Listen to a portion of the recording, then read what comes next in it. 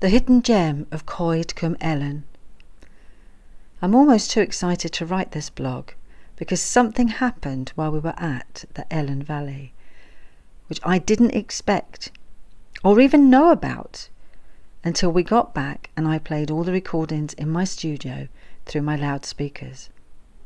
I discovered a hidden gem. But before I go further, let me tell you what happened when myself and my hearing assistant Alison arrived. We followed the coordinates given and the Google Maps, ending up in Canuck Woods at Elan Valley. But I could tell this wasn't a rainforest. For a start, it was too accessible and the trees were all non-native. Hardly any oaks, so that was a dead giveaway, but we trusted the geography and carried on. I worked with 4 trees collating the biorhythms, and to be honest, we were very happily set up on a comfortable bench with our picnic and flask, lots of lovely bird boxes around, wandering sheep. Well, we could have easily stayed there all week, but my hunch wouldn't stop bugging me, so we went to the information centre to talk with an officer there. We met a wonderful young man called Tom Jones. Now there's a name that's not easy to forget when you're in Wales. But our Tom specialised in working with invertebrates, insects, and he told us about a fascinating project that he was involved with through Welsh Water, RSPB and local farmers, one of whom is his dad. Tom grew up in this area on his family farm and came back here after university. The project is investigating the lack of birds in the forests. Now then, Alison and I were very interested in this because one of the most notable things so far with our residencies has been the lack of birdsong in the rainforests, which surprised us. We couldn't understand it, so Tom explained. The overgrown ferns and bracken cause too much shade on the ground. This ecology is not good for insects and consequently they have died away. That's affected the food chain because small mammals and birds have nothing to feed on. The project started by introducing lots of sheep to the woods. They are absolutely beautiful and seemingly pop up everywhere, but Tom told us that the sheep cause almost the reverse problem because they just don't stop eating, so much so that they munch all the ferns and bracken far too much all the way back, with the same result for the insect ecology and the food chain. So the project has introduced cows to the forest. Now, who would have thought that cows would increase the number of birds? But the cows are much slower eaters, and they don't eat back to the root like sheep do, leaving just the right amount of shade for the insects, which has started attracting back small mammals and birds to the area. What a genius plan! Anyway, I digress. Tom said that as far as he knew, Canuck Woods was the rainforest, but having said that, only a few weeks back some researchers like us had been working in the same area and the rainforest officer had wondered why they were there, saying to Tom that it wasn't the right place. Sadly, the officer was on leave during our stay, so I got some old maps and lined them up with directions that Kirsten Manley had sent me from Coed Cadw, and as far as I could see, the rainforests began at Cwm Coel, which was past the information centre across the reservoir bridge, parking up by Nantgwilt Church. There's a very interesting story about Nantgwilt Church, as it was re-sited there after the village of Elan had been drowned to create the reservoir. The poet Shelley had wanted to live at Elan and was set to until he found out that the whole valley was being sacrificed for water.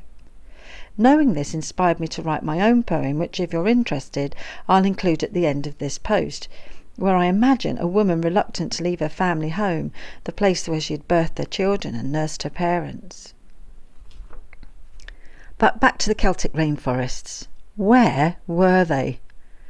There is a map in the car park and it shows you a hairpin footpath, and if you walk to the turn there is a wooden bridge over a small waterfall.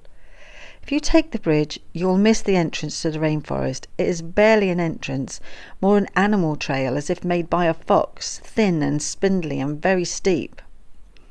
So Alison and I decided not to climb it. We were carrying all my recording equipment and, to be honest, we didn't feel safe.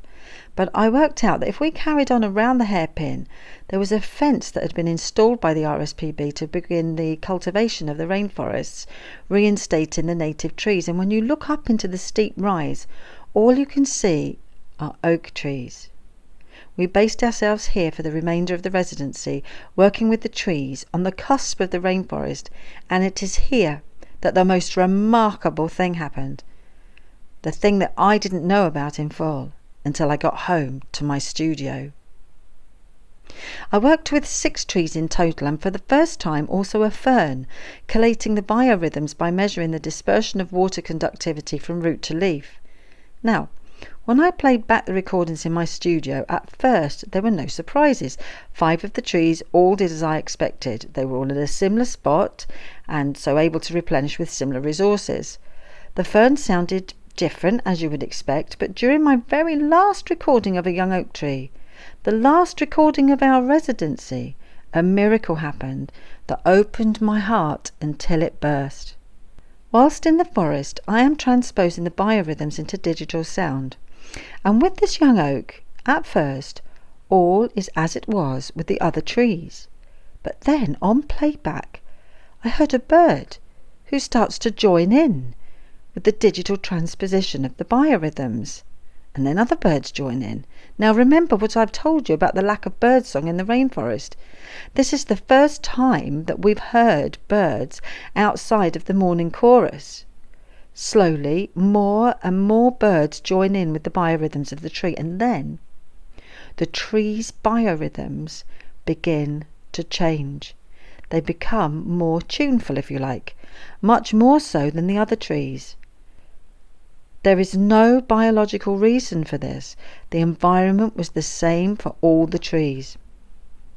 Now, the more birds that joined in, the more melodic the biorhythms became. And there is a point in the recording where Alison and I notice this. We look at each other in absolute joy and disbelief.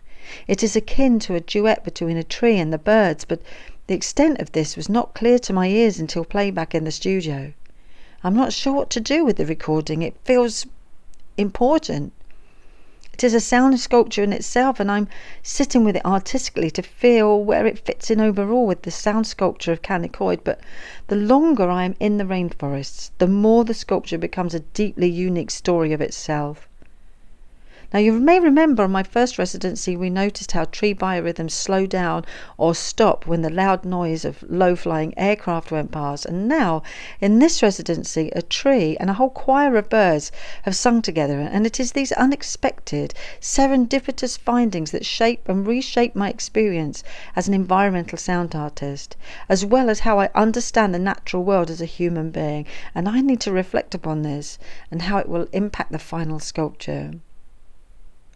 I'm not a scientist, and what I tell you is not empirical evidence collated under scientific conditions.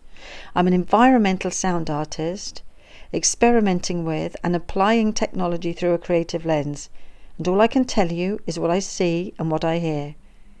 When you hear it, it is for you to decide if the birds and trees sing together.